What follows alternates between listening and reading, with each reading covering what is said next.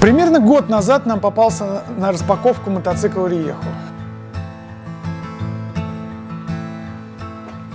Мы делали небольшой обзор про него, нам прислали коробочку, мы ее разобрали, показали вам, собрали мод, прокатились сами, попросили Александра Владимировича Лужина, чтобы он на нем прокатился. И знаете, мотоцикл оставил очень позитивное впечатление. Мотик оказался очень гармоничным, ладным таким мотиком. И вот прошел год, и нам показалось, когда мы готовили этот материал, что пора и стоит рассказать про этот мотик теперь, что в нем плохого, что хорошего, какие в нем плюсы и какие минусы, а главное, какие нюансы в этом мотоцикле. И сегодня не будет обзора, сегодня будет исключительно ваш опыт, потому что когда мы столкнулись с этим материалом и готовили этот материал для вас, мы решили пойти немножко другим путем. В моем инстаграме, ребяточки, если вы не подписаны, обязательно подпишитесь, я кинул клич, чтобы вы сами мне рассказали про опыт эксплуатации. И со всей России, со всех локаций, мне кажется, мира прилетело огромное количество отзывов про этот мотик. И теперь, собрав все эти отзывы, мы знаем про этот мотоцикл абсолютно все. И готовы рассказать вам. Исключительная правда. Попробуем сделать это коротко. Про мотоцикл Риехо 21-22 года и опыт эксплуатации именно ваш. Спасибо большое, что смотрите, друзья. Кстати, огромное вам спасибо за ваши отзывы про мой обзор беты. Ну, я действительно старался, уж никого не хотел обидеть. А если обидел, то прошу прощения. Ребяточки, вы на канале Все в Эндуро. Спасибо, что смотрите. Мы начинаем. Риехо. Погнали.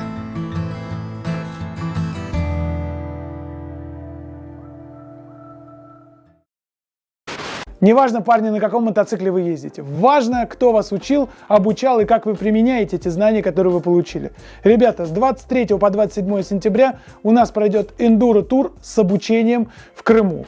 Мы собрали лучших российских эндуро-спортсменов для того, чтобы они поделились с вами знаниями. Итак, звездный состав нашего тура. Сергей Терентьев. Всем привет, я Сергей Терентьев, и вместе с Все в Эндуро я буду учить вас хард-эндуро. Артем Кунцевич.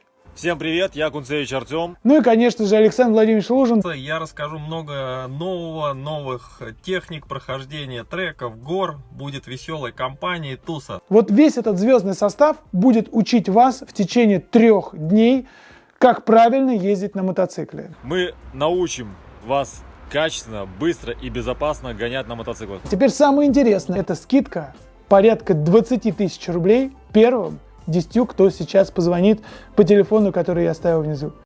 Правильно начать с истории. Перед вами сейчас мотоцикл ГАЗ-ГАЗ. Не тот, на котором ездят все известные блогеры, а тот еще, старый ГАЗ-ГАЗ. До санации ГАЗ-ГАЗа в компании КТМ. До того, как он стал частью семьи парней из Матенхофена.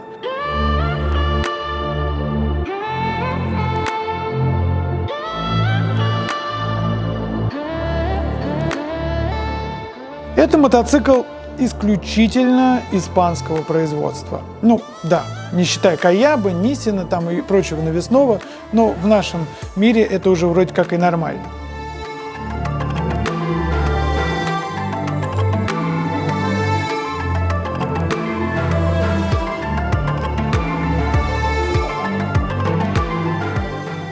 Мотоцикл, который разрабатывался людьми, любящие триал. Живущий триалом. Нам с вами известно, что компания ГАЗ-ГАЗ – это одна из топовых команд в мире по триалу. И когда у инженеров возникло желание, которые занимаются и всю жизнь экспериментировали и создавали мотоциклы триальные, сделать мотоцикл эндуро, они создали вот что-то подобное. Они взяли мотор от Honda, оставили наполовину внизу все фактически хондовское, ну как, относительно хондовское, технологии, а остальное сделали, ну, если очень грубо говорить, от триального мотоцикла. И получился такой очень интересный мод. Потом, когда вся эта случилась заварушка с ГАЗ-ГАЗом, и когда у них как-то случайно закончились деньги, возможности и ресурсы, они обратились за продажей себя в КТМ, и КТМ посмотрела на этот мотоцикл и сказала: ребят, ну, все клево, но нас это не интересует. И отдала все технологии компании Rieho, а себе забрала только бренд. Так и получился ГАЗ-ГАЗ, который мы сейчас с вами знаем, и так получилось Rieho, тот старый ГАЗ-ГАЗ, который мы все еще помним. Ребяточки, давайте про плюсы, минусы и про конструктив этого мотоцикла. Ребята, 20% скидка по промокоду Всевендуро во всей сети Bikeland. Например, берем вот эту защиту. Одна из самых лучших, кстати, друзья. Она стоит 24 тысячи рублей. Заходим к ним на их сайт, вводим промокод Всевендуро и получаем скидку 20%, покупаем ее там в районе 20 тысяч рублей. Alpenstar, Shoya, в общем, это не экипировка, это произведение искусств, вы сами это знаете, это лучшие абсолютно бренды, представлены в магазине, поэтому заходим, абсолютно неважно, в каком вы городе живете, будь то это Москва или еще где-то, если есть Bikeland, то вы абсолютно точно получаете 20% скидку на все. А еще, друзья, в Formula X можно купить Husqvarna. Прийти в магазин Bikeland, подобрать себе мотоцикл, заказать или купить в наличии. И это круто!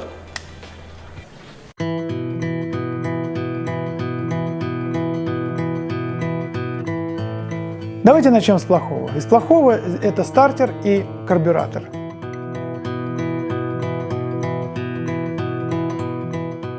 К сожалению, стартер имеет совсем небольшой ресурс и при интенсивной эксплуатации в хард-эндуро быстро выходит из строя. Хотя наши инженеры из Нижнего Новгорода давным-давно уже создали тюнинг-комплект, который позволяет сделать этот мотоцикл, точнее его стартер, фактически вечным. Стоимость комплекта там, по-моему, что-то от 5 до 10 тысяч рублей, и вы получаете абсолютно идеальный стартер, который позволяет вам эксплуатировать его в любое время и в любых условиях. Помните ту самую историю, когда в 2015-х модельных рядах КТМ был вот этот навесной стартер, такое ощущение, как будто бы спешили, торопились и просто накинули его сверху. Вот здесь такая же история, она очень неприятная, и мотоцикл даже, когда он стартует, он как-то по-другому немножко. Слышите, вот стартер работает такой. Ну, ладно, окей, научились лечить, и слава богу, должны быть к этому готовы. Теперь карбюратор.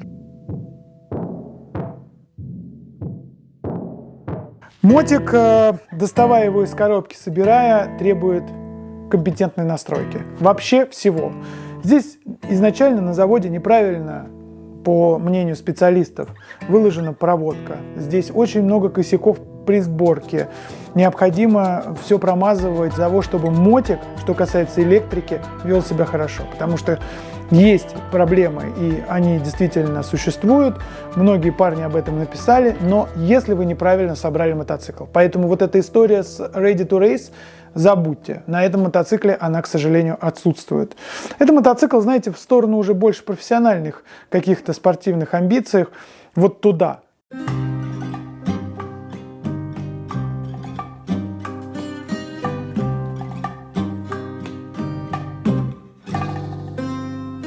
Вернемся к карбюратору.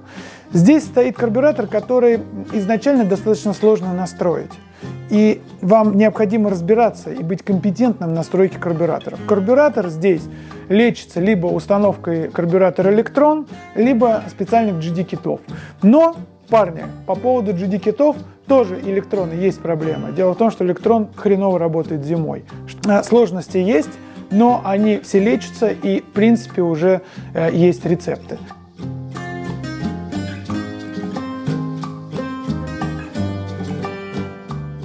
Теперь, что касается непосредственно самого мотоцикла и какие в нем минусы.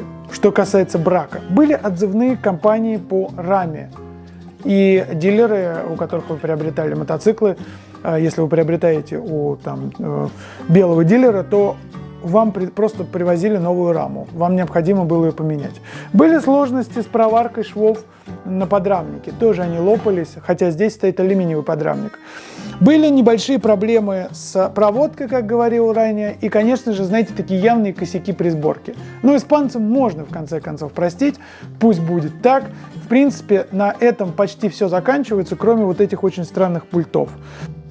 Пульты здесь установлены от дорожных мотоциклов, как и приборка. И это, конечно, смущает сразу.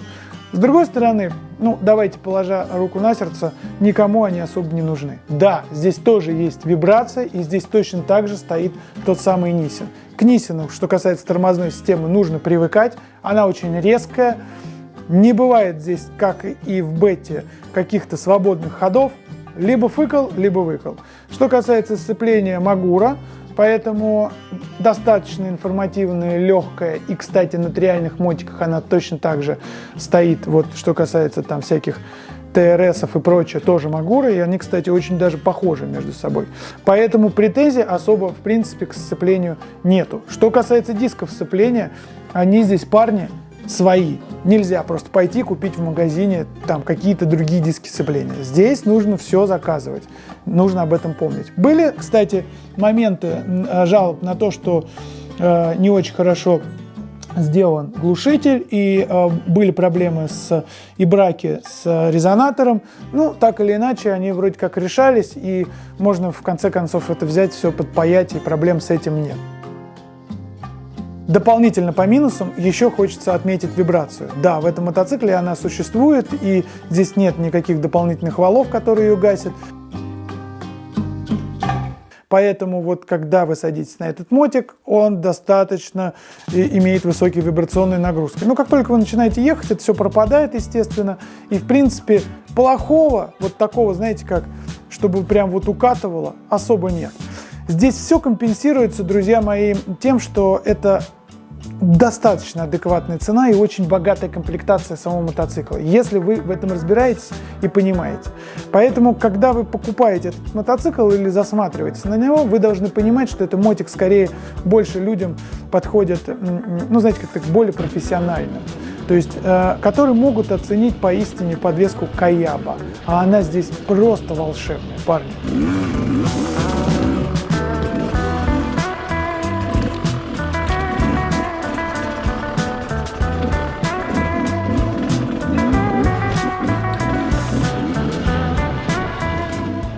Кстати, мотоцикл приходит в комплектации изначально, настроенной, как я говорил ранее, на кросс-контрийные секции. Поэтому здесь не пойми как выкручен всякие карбюраторы, мощностные клапаны, стоят неправильные звезды, неправильные настройки, и вам придется действительно значительно покопаться, чтобы и перестроить также подвеску, чтобы этот мотик стал больше в сторону эндуро, а не кросс-кантри.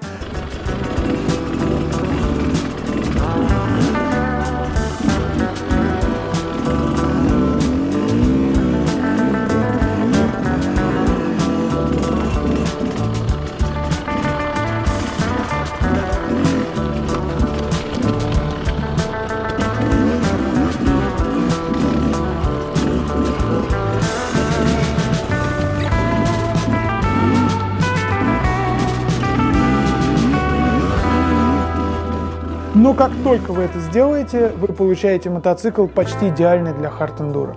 Это действительно так. Дело в том, что это тот старый мотоцикл, который мы так сильно любили. Он чем-то похож на тот самый КТМ 2014-15 года, 16 когда была вот эта вот вибрация, но он был живой, естественный и настоящий. Но только этот лучше. А лучше чем? Сейчас расскажу в плюсах.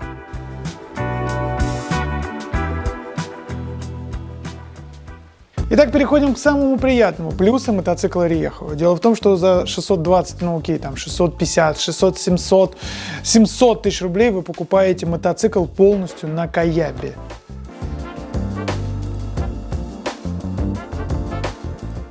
Ребята, нет таких цен сейчас, к сожалению. Покупая мотоцикл Бета значительно дороже, вы покупаете мотик только на Каябе, только вилку. Амортизатор у ней обычный ZF. И это, конечно, угнетающий фактор.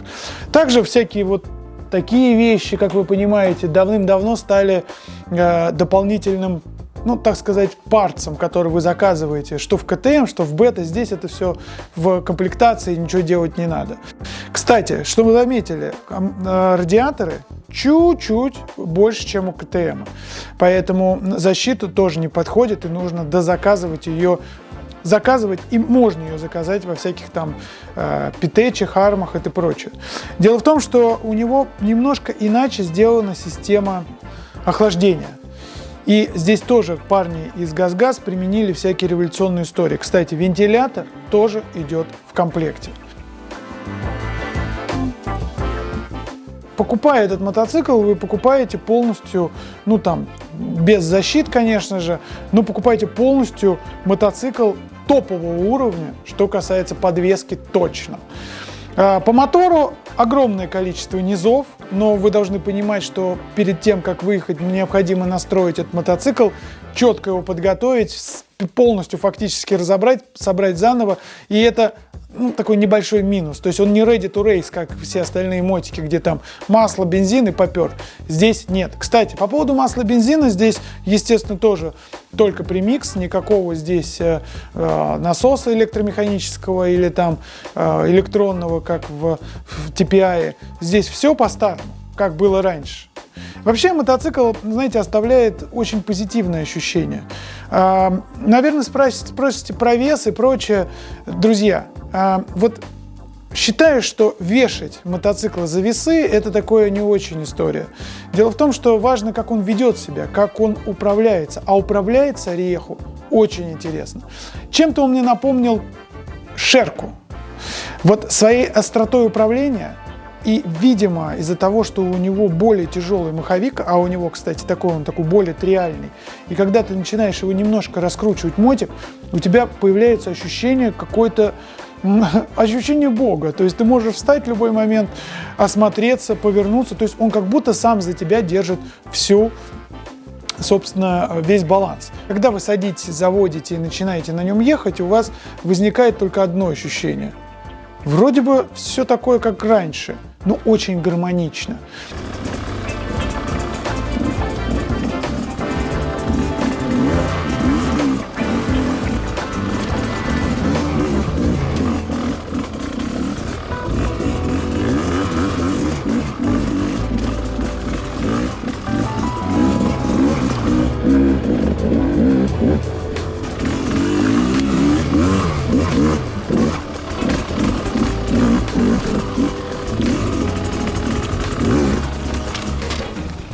Давайте подведем итоги по мотоциклу Реху. Да, по технологиям он отстал, безусловно. Здесь старый мотор, здесь какие-то старые инженерные решения, но это не значит, что они плохие.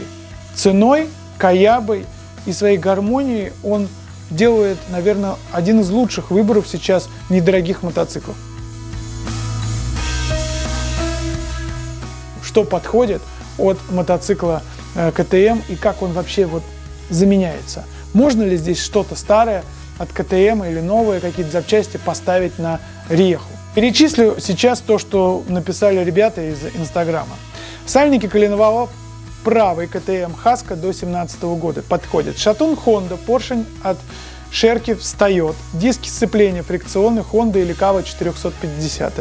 Стартер КТМ Хаска, сам моторчик, тоже подходит. По тормозам, а именно машинки, это все японские красачи и бета. Ну, понятно, что Nissin.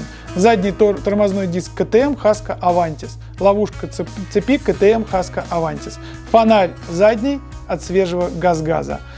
И, кстати, вот эта люстра тоже ГАЗ-ГАЗовская, только тех еще времен.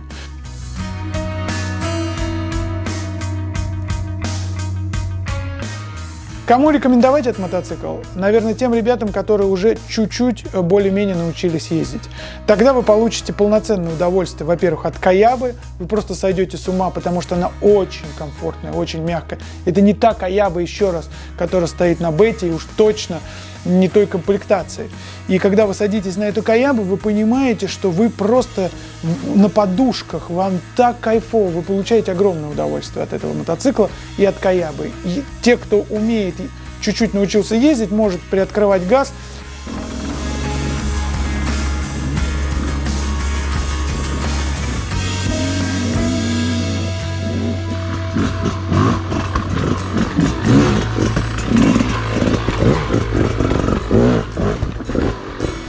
Помните, что это мотоцикл крайне низовой. Да, он также примерно с таким же характером, как и бета, очень мощно взрывается снизу.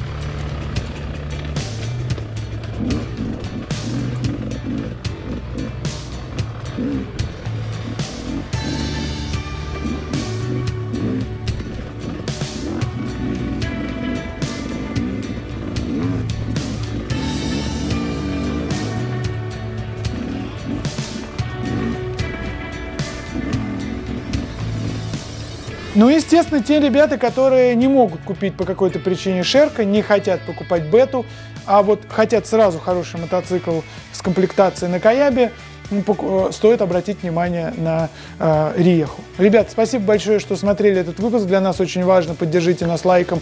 Напишите свои комментарии, что вы думаете о Риеху, какой у вас опыт эксплуатации, с чем вы согласны, с чем нет. Спасибо большое. Кстати, мы сейчас на Буйных для вас снимаем гонку.